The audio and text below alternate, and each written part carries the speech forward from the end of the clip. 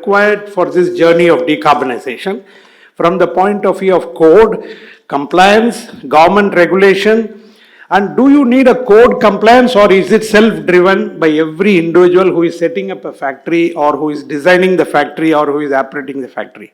Do we need a code compliance for that?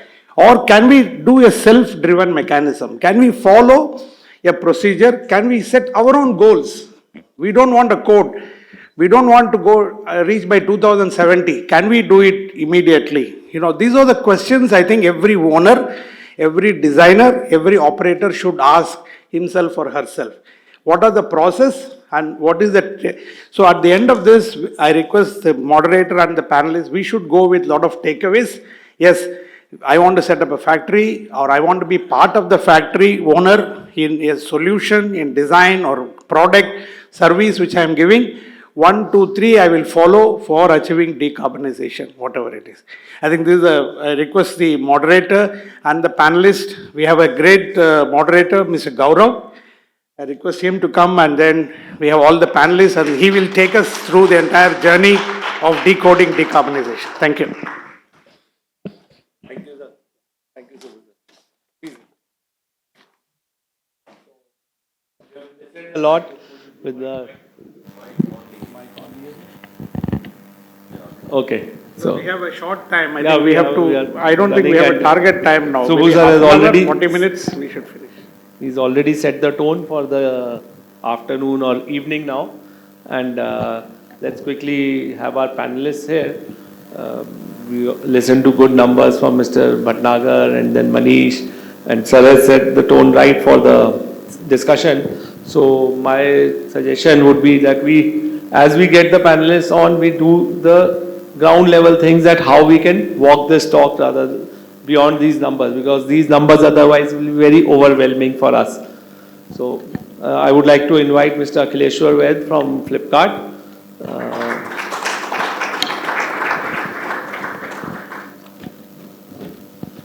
think we have Mr. Baljit coming in from TCI, looks after the MEP from TCI. Mr. Neeraj Arora from ASSOCHAM.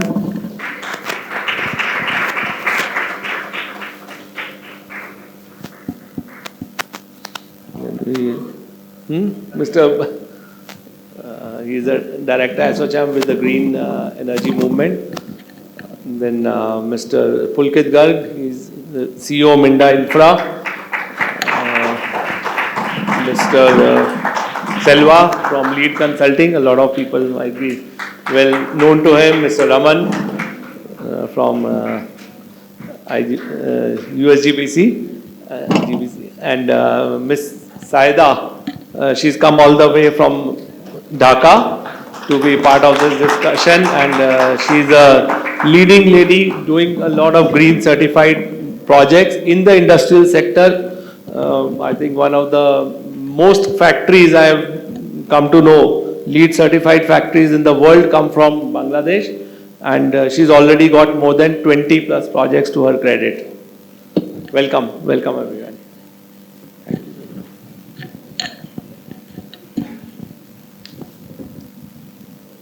What should be the roadmap? So we'll deep dive into that, and we'll do the more actionable talk, that what exactly can actually be done to walk this talk. Yeah. So I'll start with Akhileshwar himself, and so Akhileshwar, we would like to understand from you that of course we can quickly have your introduction as well. Hi, very good afternoon. This is Akhileshwar Vaid. I am from Flipkart, and I work in the capacity of Associate Director, taking care of one of the biggest projects for Flipkart, which is 140 acres of logistic park development. And I also spearhead the sustainability charter for Flipkart in terms of implementation of RE100 roadmap, EV100 roadmap, so to speak. Yeah. I myself Baljit Singh from Transport Corporation of India, Gurgaon. I am looking after MEP projects.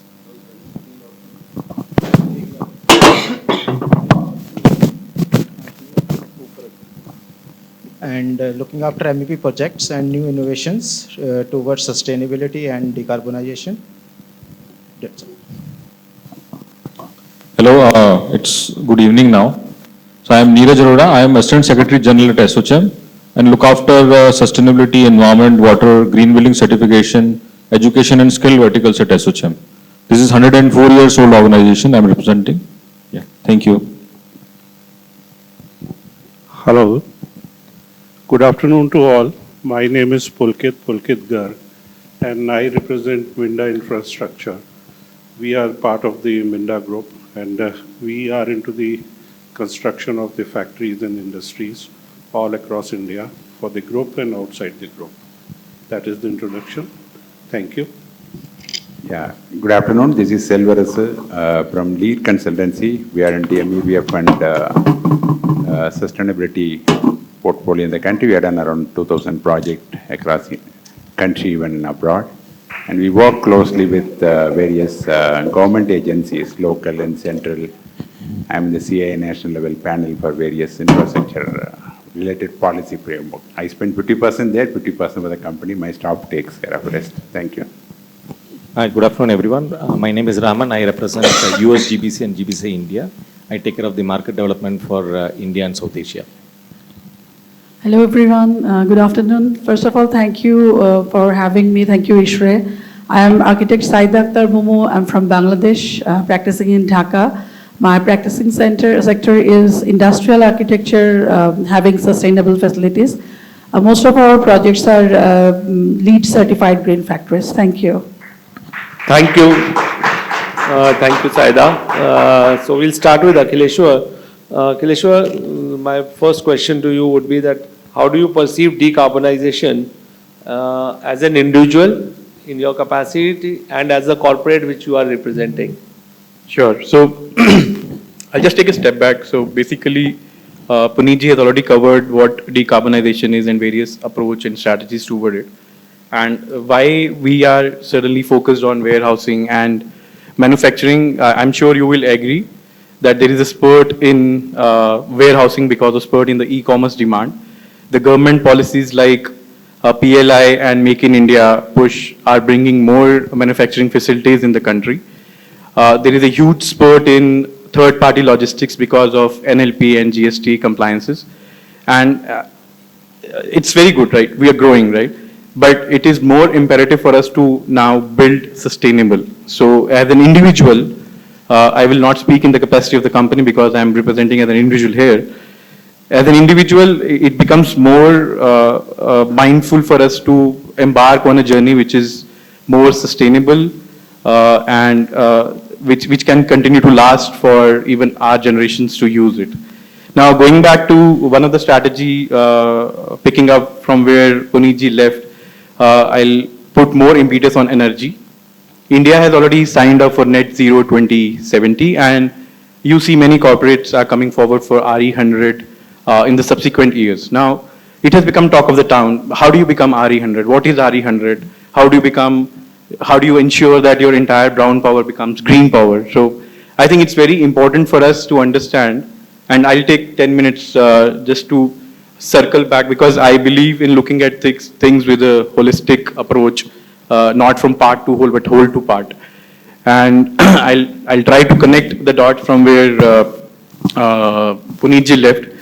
So for me, if you have to start your RE100 journey, first of all, you should understand where you are in terms of your energy consumption, right?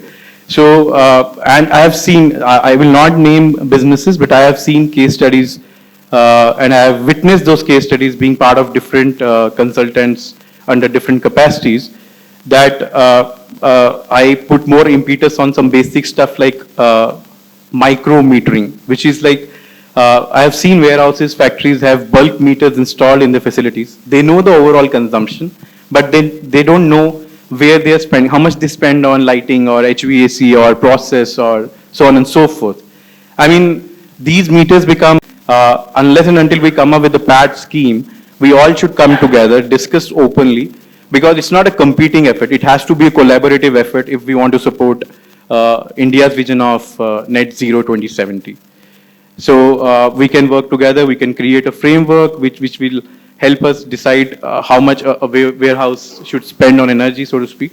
And obviously, energy is the heart of any manufacturing unit or maybe warehouse. The third important critical piece is, I think, is the design thinking. So what I mean is, organizations should build a culture of adopting designs or products looking at the total cost of ownership or life cycle approach.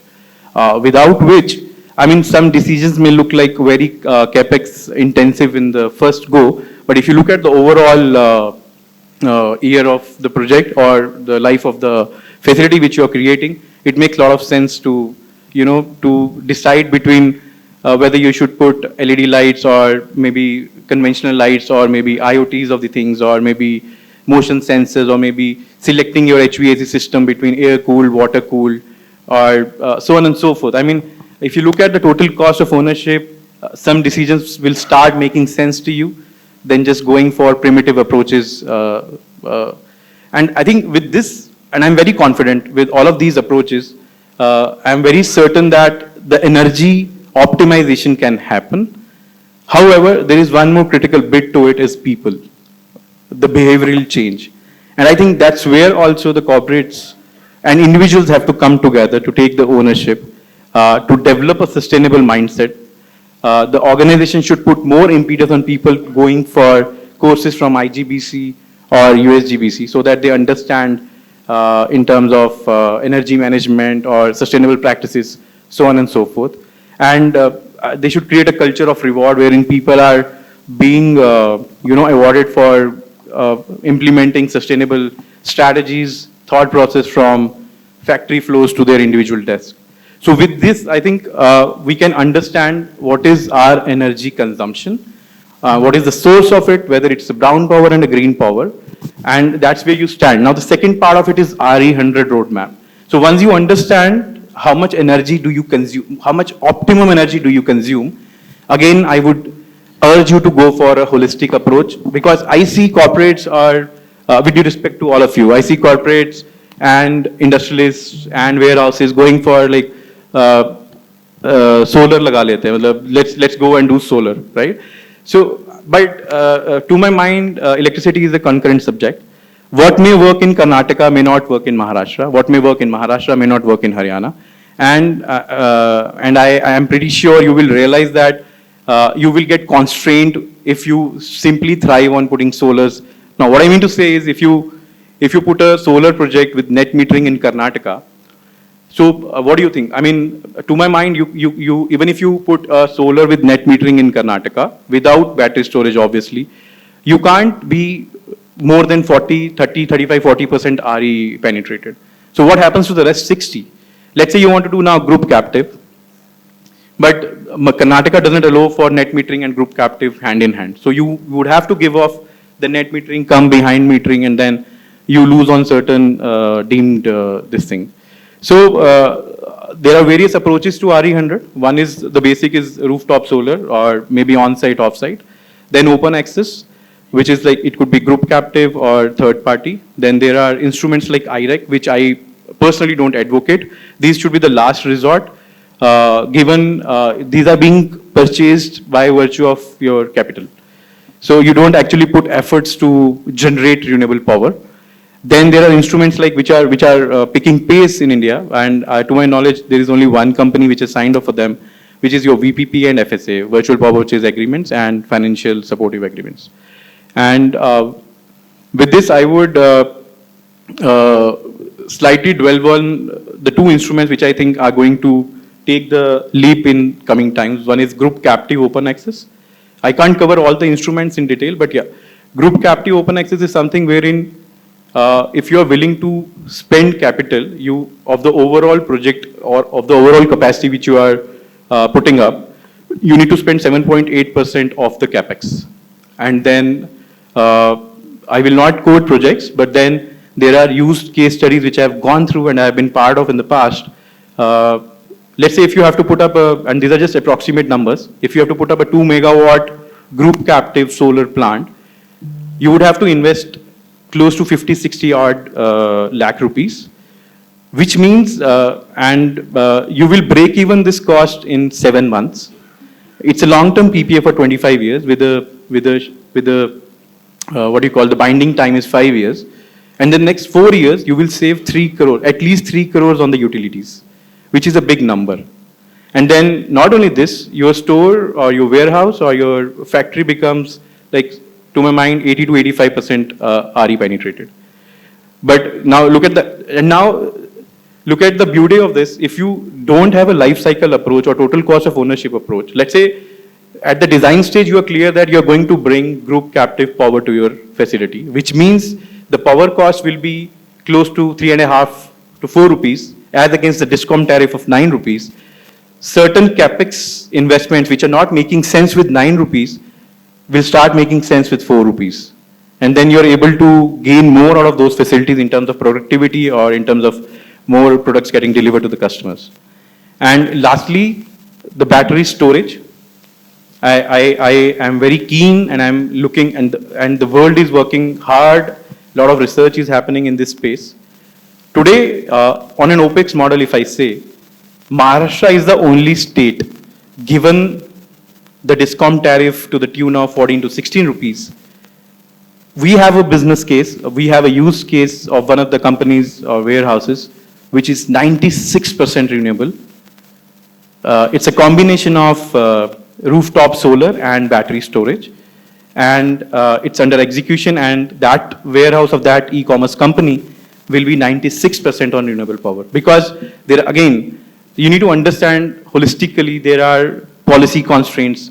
There is a time of day wherein, like, from 6 to 10 p.m., you can't consume solar power, or you can't offset that power with the solar.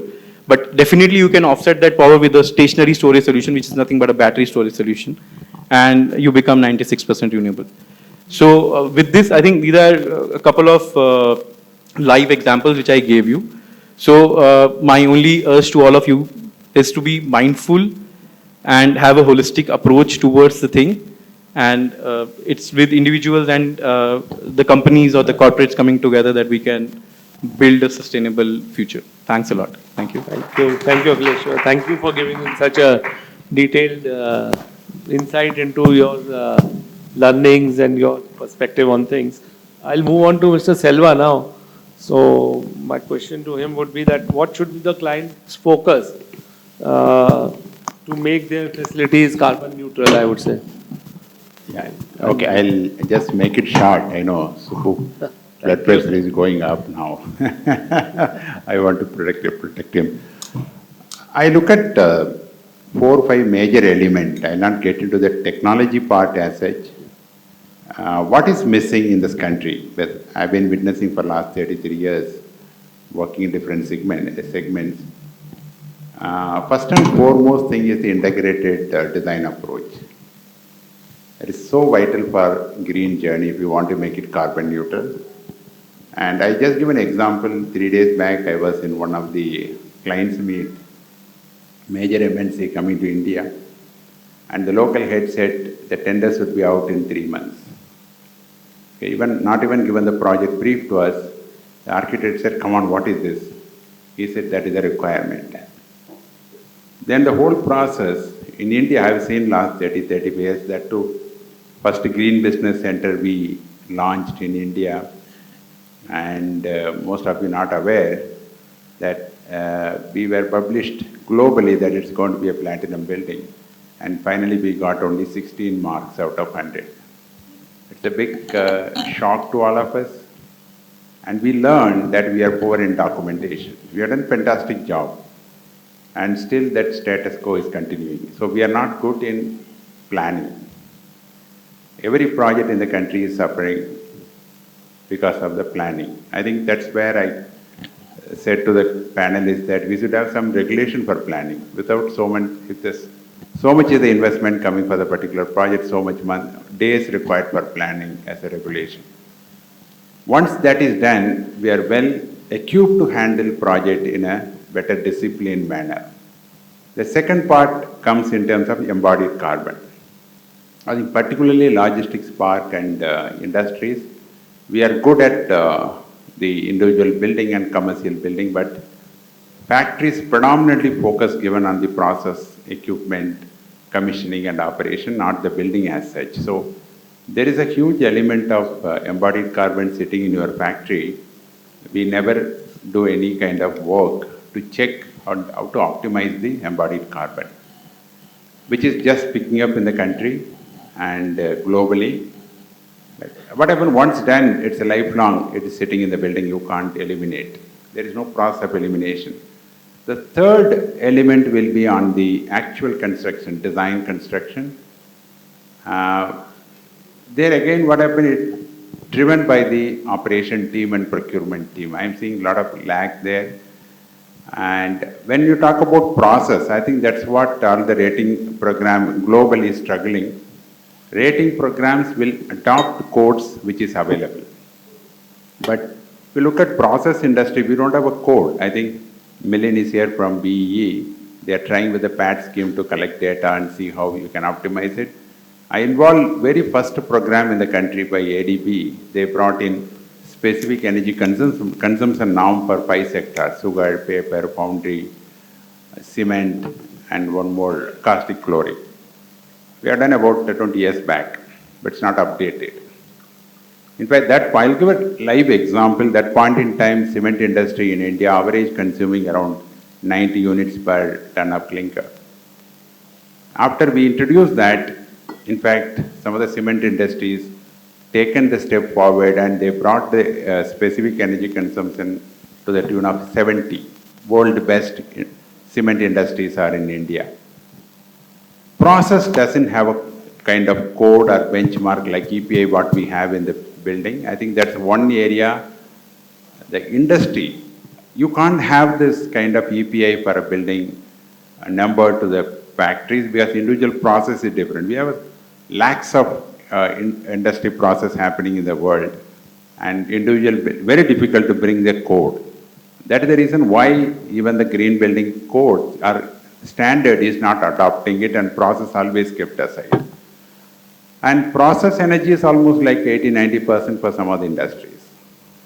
The last one is the operation to sustain. I think that's where again major issue coming. The rating programs are given, even approval given for the factory once delivered. Beyond that, there is no control over the operation. These are some of the elements we need to work as an industry professional to bring kind of synergy to design, build and operate to make it carbon neutral. These are some of the ideas what I have in mind. Thank you. Thank you, Mr. Selva. I would like to move on to Mr. Pulkit Garg. As Mr. Selva just mentioned that there's a benchmarking, standardization on the embodied carbon, on the raw materials being used and the operating carbon also again being focused in the whole journey.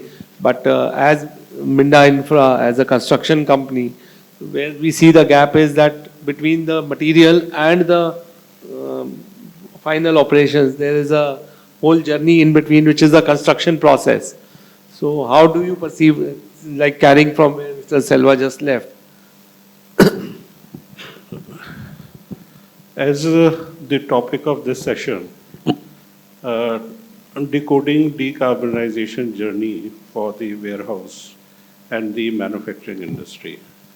So we say that it's a journey, that's right. I would say that this journey is in 3 parts.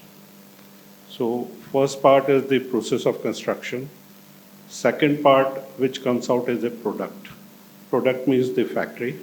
And third part is the post-factory construction, that is the operations.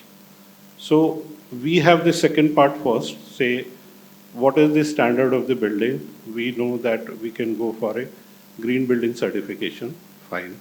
We know certain standards, fine. After that, when it comes into the operation, then also it is fine because we know how to monitor our energy, how to reduce the energy, how to recycle water, etc. Now coming to the first part is again the process of say factory construction. When we do the factory construction, a very simple question came, somebody also asked that how do you reduce the carbon footprint? It's a very valid and pertinent question. Yes, how do we reduce? There are certain techniques. What we do in the planning, we can plan for some materials. During the execution, we can use some alternate technologies, like instead of normal wall, we can go for precast wall, we can go for some precast element, we can use some blocks, which is the ash content is more. So these are the things, okay, we can do that. Third is the use of the technology. That means how do we do the waste disposal, etc. But there, how much do I reduce? That is the question. Suppose I, instead of the normal fire brick, I reduce and I do go for the fly ash bricks. Then question comes that what is the embodied carbon in one and what is the embodied carbon in the second and what is the reduction? So what we can measure, we can manage. There is no measurement criteria for the construction industry, which otherwise is also not very much organized, construction happening. Some companies are there, but at a grassroots level, there are many companies who are not even aware about this journey of the carbon. What is the carbon footprint? And the companies like us, we are very much conscious about it. We do the green building certification, all the buildings, whatever we construct. But how to measure during my journey of the construction, that is something which still is a challenge to us and challenge to others. So what I would say is that measurement of the carbon reduction during the construction is one of the key areas where we do struggle. And if we can measure that, we can do that. So that is my point number one. Point number two, again, is that I find sometimes it's very amusing and dichotomy is there that we are doing the construction for a factory. So I'll give you an example. We are now constructing a factory for some client. I will not name the area and not the client. That factory was given to us, and when we have to start the construction, we found that that entire land which falls in the industrial zone, which was allotted to the client by the State Industrial Development Corporation, that was full of orchards. It was mango orchard, more than 2,000 trees were there. And my mandate from the client was, we have to go for one of the best certification for the building. We will go for the gold certification, and probably we can, during the construction, will also look that can we achieve a platinum certification of the building. On the one hand, we are planning, we will adopt those things which will give the client this platinum or gold certification of the building. But on the very first hand, we have to cut and clear that land of those beautiful matured mango trees which are already there. So my request would be to the government, to the policymakers, to the industrial development corporations, why are we, one way, very much aware of our carbon reduction, our goal for 2070, but on the other hand, we are committing a kind of a crime and sin when we divert such a land for the industrial development. So the entire process and journey for the carbon and making and achieving that goal for the country itself, that becomes very challenging and painful. So these are the two thought processes I just wanted to share with you, that it happens. So how do the construction journey we measure and monitor? Probably if during the construction we do that, so that number itself would become so deterrent that the factory cannot be granted a kind of the certification which they are looking for. Thank you. So I'll take it forward to Saida on this, that as an architect, whenever you get a project of similar nature or as a green project, and of course Bangladesh is full of green trees and a lot of greenery and plantation, and of course there also the similar scenarios would be happening, that whenever you start an industry you might face this challenge. So how do you work around it, and at the same time in your design how do you incorporate the passive design strategies where you can actually manage the green certification bodies as well as bring out the best in your design? Thank you, sir. First of all, when I have started industrial architecture in my career, the first project, so as many of you know that Bangladesh is famous for garments export industries, and most of the projects are there RMG, what we say that ready-made garments. So ready-made garments, there are plenty of workers. This is not mostly machine-oriented factories, these are manpower-oriented factories. So from my very first projects, when it started, actually there was a demand of LEED green, and I'm lucky to have this kind of chance to work for green projects because of the buyer have a pressure on the clients to make a LEED green factory. It's so simple. Even many of our senior architects and in Bangladesh Architecture Society, they have done plenty of green projects. Actually, the difference is like Xerox and photocopy. So the photocopy thing within a Xerox machine. So the client, as they want for a LEED certification, so our architects started doing that. So first of all, when I found all the LEED strategies and the rules, how can I make a factory environment friendly and all that. So the main thing, what focus point was of mine, that was the workers, the human beings. In one of my factory, minimum it starts from 1,000 workers, so it goes up to 10,000 to 12,000 people. So in a living environment where 10,000, more than 5,000 workers are working, the main thing, my focus point was to give them the indoor environmental quality or indoor air quality and all that. So when I found the LEED norms and points, I found that these are really very helpful. And initially, I learned to work as an integrated process. Earlier, I don't know, maybe in India, the practice is the same here also. Definitely architects are the team leaders of any project and they work together, other consultants. But LEED teaches us that how the integrated work should be, with architects and then the site contractors and their laborers too, all together. So this way, I found that I can work on various points, various sectors where I can ensure the breathing capacity and the environmental view and their functional accessibility and everything for the people.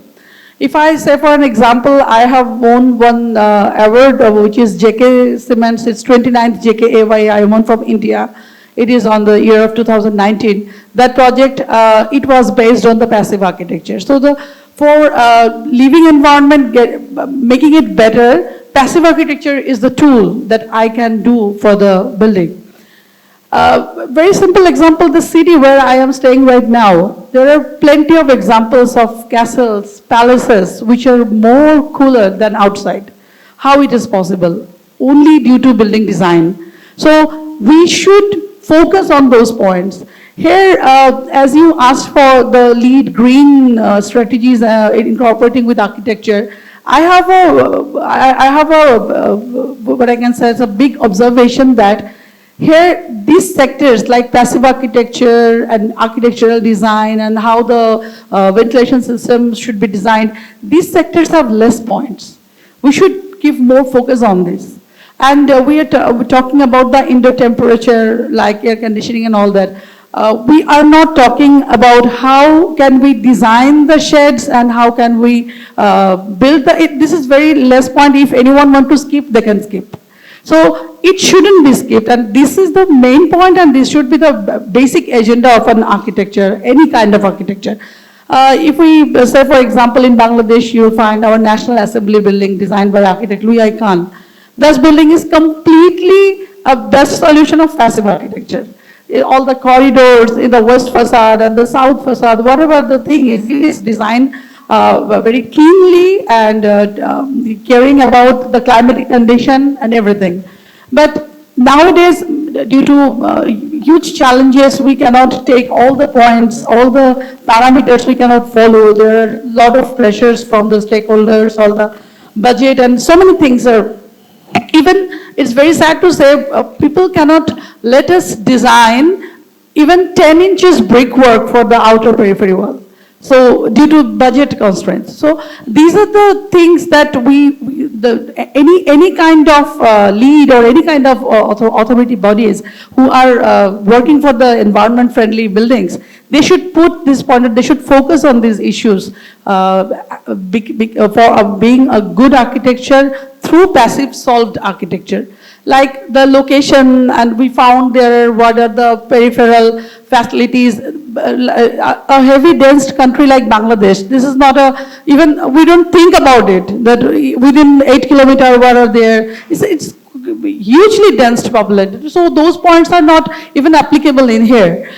Rather than we should focus on the architectural orientation pattern and the design strategies. How can we reduce heat? How can we give more comfortable environment inside the people? Or even as we are talking about the global issues and environmental issues, the main element of the environment, I feel, that is human being. So we should make comfortable environment inside the building through passive architecture that I try to follow. And my points are on the GBCI or USGBC or these bodies who are maintaining these strategies. So my request is to them to focus on this sector too. Thank you very much. Thank you. I am very much with you being an architect, and definitely we'll have to go to the certifying bodies and look for better solutions and better amendments to the rating program so that passive architecture can get a more better representation in the credits, and people are more aligned towards going towards that. So I would, by the way, friends, Sadia has designed some very nice buildings, and she's got some good presentations with her. So after this presentation, you can connect with her and see her project as well. She'll be happy to share on that. We may not be able to run it here because of paucity of time. But definitely, she's here and she would be happy to share that project. Yes, sure, sir. So, Mr. Raman, how can you help from the sustainability ratings? How can the industrial projects benefit? And what modifications, what tweaks you can bring in for this sector? Yeah. At the same time to achieve net zero projects. Yeah, what we are trying to do is, hello? Am I audible? Yes, yes. Yeah, actually, as you say, USGBC is a 30-year-old organization. So what are the lead rating we came? It transformed various versions of the rating program. So all these versions, what we try to see is how the projects can reduce the greenhouse gas emissions through various credits or prerequisites. That's what we have tried to do it. In fact, the latest version, V5, which is recently open for public comment. So there we put emphasis on in terms of 50% of the credit category in terms of decarbonization as the theme. So we are trying to do that as part of the rating. Second thing also, with respect to industrial manufacturing, as you said, last 3 to 4 years, so we are got projects from the office segments or the IT parts. So in last 3 to 4 years, we are seeing more number of projects coming up from industrial manufacturing warehouse. The reason maybe one is individual companies have their own stated sustainability goals. The second thing is they're also getting more of the investors coming to the project. The third thing is many of the state governments are also now doing a lot of investor summits so that they want to more and more companies to set up the manufacturing unit. So what we try to do is through the rating program is how we can support them not only during the building design and construction, how we can partner with them throughout their journey in terms of operational assets, then trying to move to the net zero. So we launched a program, a technology platform which will help in terms of tracking the performance of the building so that once a building is certified, they will not stop at that end. So they can also continuously track the performance of the building, and that will also help them on two aspects. One is they see how they are moving in terms of zeroing out or either in energy, what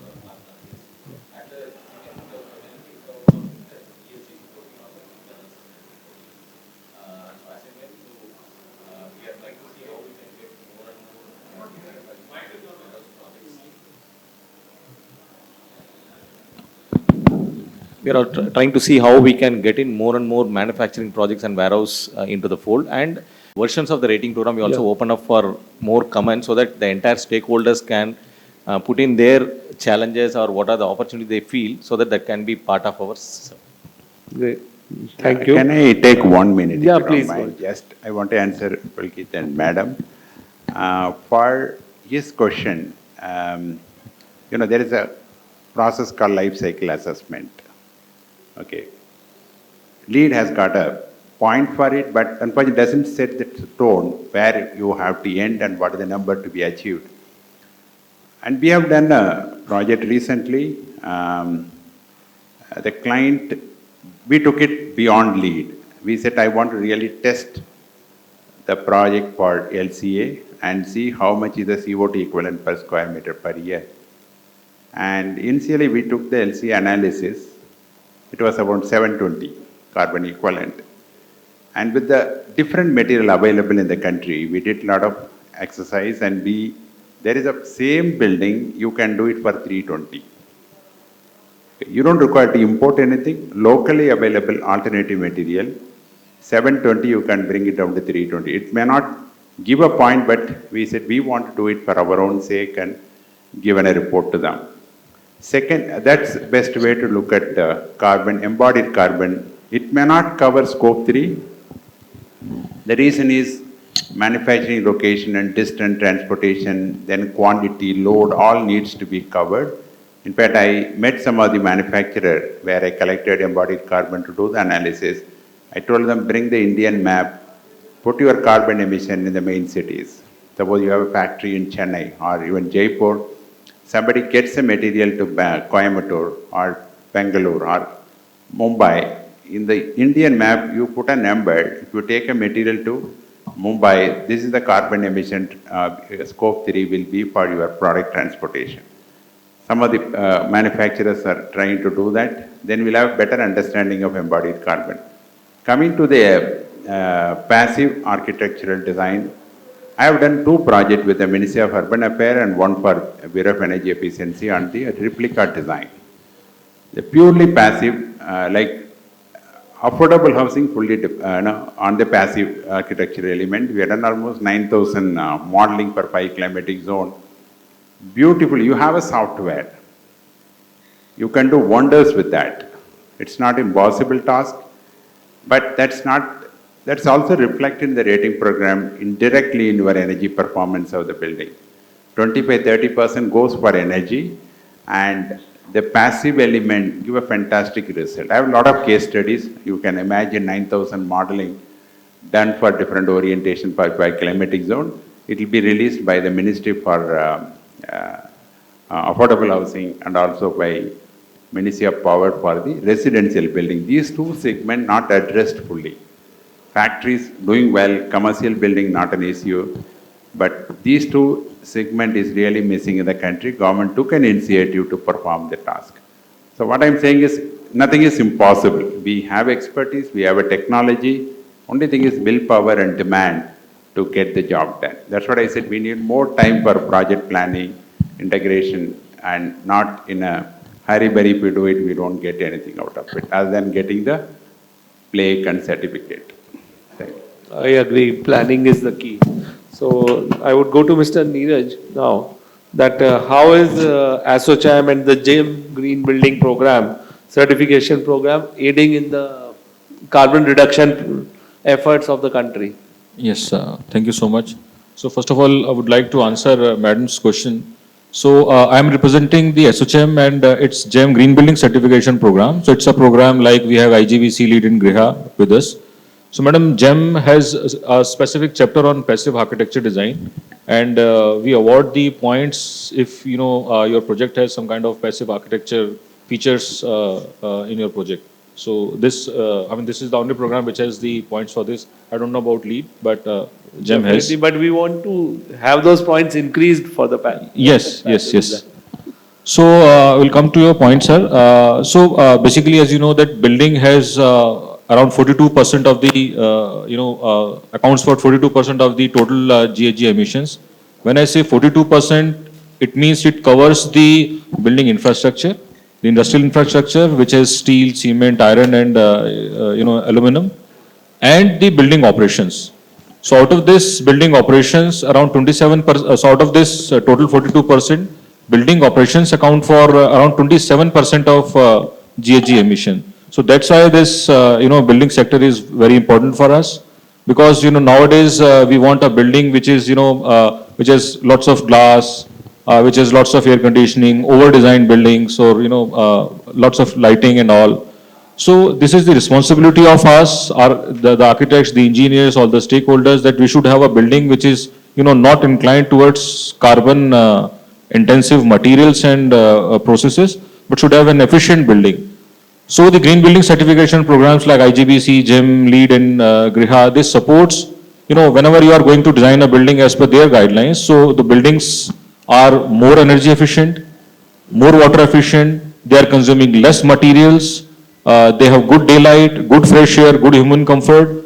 So that way we are, helping achieving, less carbon footprint or less GHG emission of the building at the design and conceptual stage. And once your building is designed, your building is green rated, your building is energy efficient, water efficient, consume less materials. So that means that your building, when you operate the building, it is consuming less energy, less water and everything. So the green building certification program are helping you to design a building which is, which is emitting less carbon. And once the building is ready, it's operational stage. So building is consuming less carbon, or I can say that emitting less GHG gases, when the building is operational. So that's why these green building certification programs are, very supportive. I must say that this is the first step towards decarbonization of the building, I sir. think the next versions can address this issue much better now. Definitely, sir. And so the focus is shifting, the industry is maturing, everybody is more aware. So I Yes. would like to come to Mr. Baljit now, that since you come from TCI as a warehouse operator and one of the very large companies in this space, so how sustainability and decarbonization in your warehouses is reducing the environmental impact?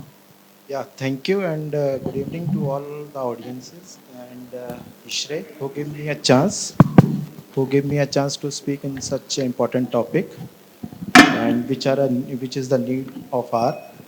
So I'm getting a first time and directly come to your question. That, we are basically following many strategies. Like one is renewable energy uses, whichever Mr. Venkateshwar is already explained, the solar energy. Second is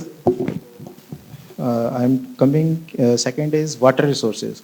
Since we are the leaders in warehouses and logistics, so we have our own 500 plus properties pan over India. So major problem we are facing, see, all the warehouses are out of the cities, and major problem we are facing to run these warehouses on a water.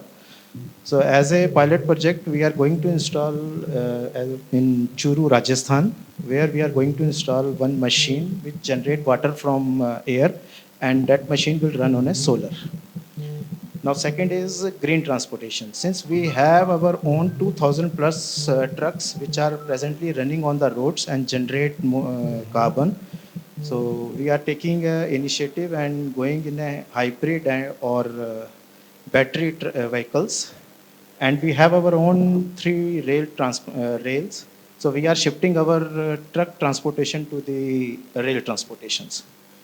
Now, third is, as we are going for a newly constructed building, so we are newly constructed with highly automated giga sorting center type of warehouses, and all are to be LEED certified. So presently, 2 giga sorting centers are LEED certified, and 2 are under pipeline.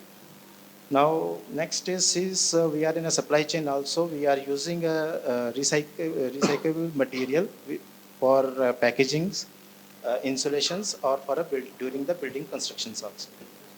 And apart from this, the sustainable materials we are using. And next is waste reductions. So we are reducing the waste, either it is a solid or liquid. And more is this case, since in this industry, 60 to 70% of the employees are unskilled, and we are facing a major challenge is training. So we are taking an initiative and giving a trainings and employee engagement in sustainable initiatives. So more and more is then supply chain optimization. We are streamlining logistics, we use transportation miles. And last is we are going with the green certifications for each and every. So as a leaders, we are committed to all our new warehouses will be a LEED certified. So I hope by following all these strategies, we are reducing the environmental impacts, improve the efficiency, and going for a future sustainable future. Thank you, Baljit, and thank you, all my panelists. At least everybody in their own domain is well aware and well doing their own initiatives, and strong actions are being taken, and everybody is conscious enough to take those actions. And definitely, the goal set by the country for the global support will definitely be met, and those numbers which Puneet started with will definitely be achieved. I would like to request Mr. Subbu to please sum up the whole session. Yeah. Thank you. Thank you so much, everyone, for your valuable points, actually. So, I'll just not take more than a minute. I think one of the main things which came out is there is no EPI for industry warehousing. That is something which is missing. So, maybe before the next conclave, we will request the team to talk to the concerned authorities. We can try to compare some EPI numbers, and then possibly have a presentation on that before that and all that. A lot of behavior change has to happen, amongst the occupants. And along with that, parallelly, that last point which came out was the skill set of people who are there. The sustainable solutions, the awareness is knowledge level is not there. Then a holistic approach is what is required.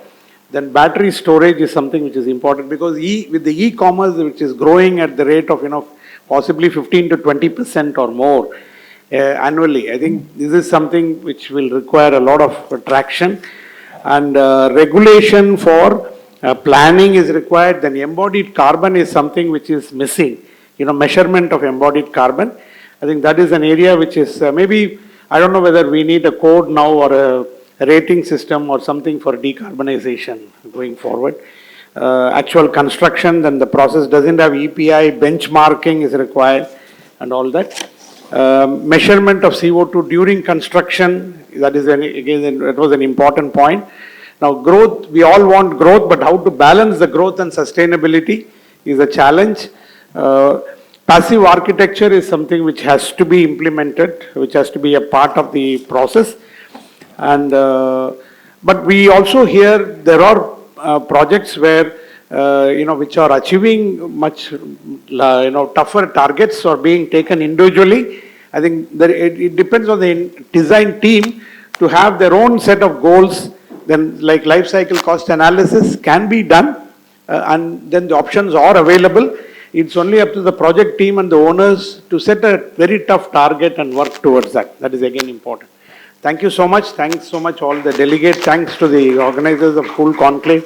Thank you panelists and Gaurav, everyone, for your valuable inputs. Thank you so much. One or two we can take. Yeah, questions, yeah. Yes, we can take briefly one or two. Any questions? Richie? Yes, Richie. You have a... So I don't have a question, just for the panelists, just to say that, ADB is trying to work on the rating on the warehouse. So you will soon hear about, we discussed about decarbonization. I think that is the intention of ADB, which is working with Ministry of Commerce, and probably in next 6 months you will see a rating. I think next school conclave we will have case studies and examples. Yeah, one question or comment. So since morning, I am hearing about this decarbonization. So just one thing, first of all, green building is just a piece of puzzle, when we talk about the decarbonization. And there's a huge difference between the carbon neutrality and net zero. Both the terms are being used interchangeably, but a huge rocket science difference. Green building alone cannot solve the problem of decarbonization. The focus should be on scope 3. Even in the morning session also, it was not touched upon. I think Mr. Baljit still touched a few issues of, upstream or downstream, transportation and some other things. So if we want to decarbonize any sector, scope 3 is crucial. Roughly more than 70% emission comes from there only. So that is one, because a lot of things have been talked about on green buildings only. So that's what my take. Yeah, that's a good point. In fact, wanted to talk about scope 3, unfortunately time not there to briefly. I'll give a brief about what is happening. A lot of work is happening in the scope 3. I've been interacting with I'm part of the CII various panel. The industries are taking very tough step, really take this scope 3 emission under control. And many corporate informed their supply chain to take care of their product distribution, then embodied carbon of the product. Almost 800 product in the country undergone carbon emission study, which are available. And it's happening, it takes time. Scope 3, it just, I can say, it just seed has been put up, it will take some time in the country. Scope 1, Scope 2 is fully managed. Things are happening. I think we need to wait for some time to talk about Scope 3. Yes, may I add, sir? Yeah, Few yes, points. quickly, yeah. Yeah. So Avinash, you are very right that green building certification programs and the carbon footprint assessment, these are basically two different things, entirely different things. And very rightly said, sometimes this scope 3 is almost 50% or 70% of the total GHG emission of any facility. If in fact, so many, but because calculating this scope 3 is not that easy, so many times industries avoid disclosing, disclosing the scope 3 things. But green building certification program, as I mentioned, that these are very basic programs and cannot be related to carbon footprint assessment. These are entirely different programs. We cannot claim that once a building is green building certified, so it is carbon neutral or something like that. So these are very two different theories. Yes. Thank you. Thank you. Thank you so much. Thanks. Thank you very much, speakers and panelists. Dear moderator sir and session chair sir, for conducting the panel so wonderfully well. I request the panelists if we can come forward for a picture, and we take a nice picture to record the memory. While we are doing the felicitations and the pictures, I request the speakers from the next track, green financing track, to kindly be ready, and console team kindly be ready.